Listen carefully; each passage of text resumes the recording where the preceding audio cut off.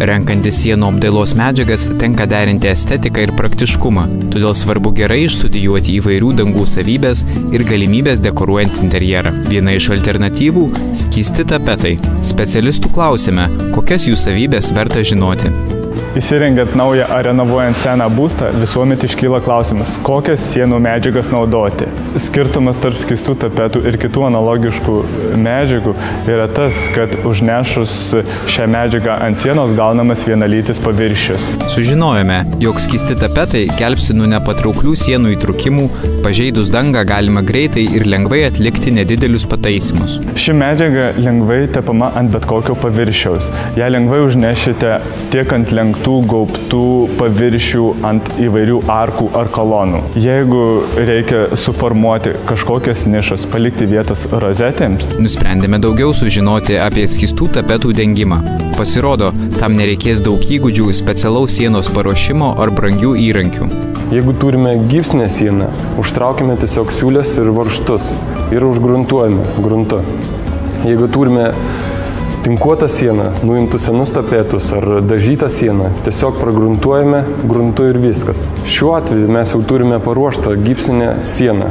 Tapetavimui mums reikės 6 litrų šilto vandens, skystų tapetų ir mentelės. Į 6 litrus vandens mes dedame blizgučius pagal poreikį. Šiek tiek blizgučius pramaišome ir dedame skystus tapetus.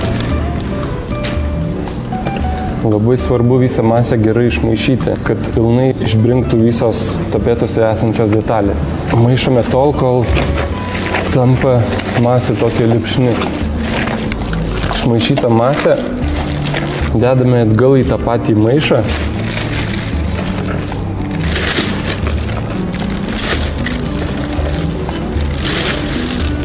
Ir paliekame išbrinkti 12 valandų. Kadangi mes jau turime išbrinkintą mišinį, mes tiesiog galime pradėti darbus dabar. Tepimas prasideda nuo to, kad imame saują tapetų ir tiesiog dedame ant sienos dalį. Ir išlyginame į visas pusės, kad tolygiai pasidengtų ant sienos. Svarbu pradėti nuo kurio nors krašto, bet ne nuo vidurio, kad nepradėtų eigoje džiūti. Šią sieną užtepti nereikia daug laiko. Net nepatyręs meistras gali tai atlikti per 1 arba 2 valandas.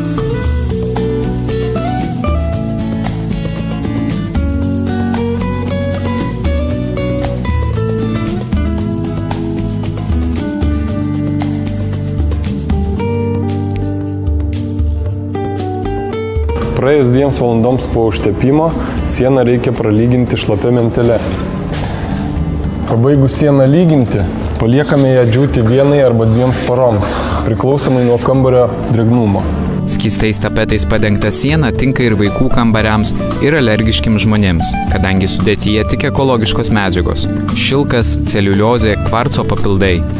Skystų tapetų yra daugybė raštų ir atspalvių. Juos galime maišyti vieną su kitu, kaip ir naudoti atskirai. Ši medžiaga reguliuoja patalpos drėgnumą. Perteklinė drėgmė jinai sugeria, o esant sausam patalpos orui drėgmę išskiria. Derinant kelis skirtingus tapetų atspalvius, kambario sieną galima paversti išraiškingų paveikslų.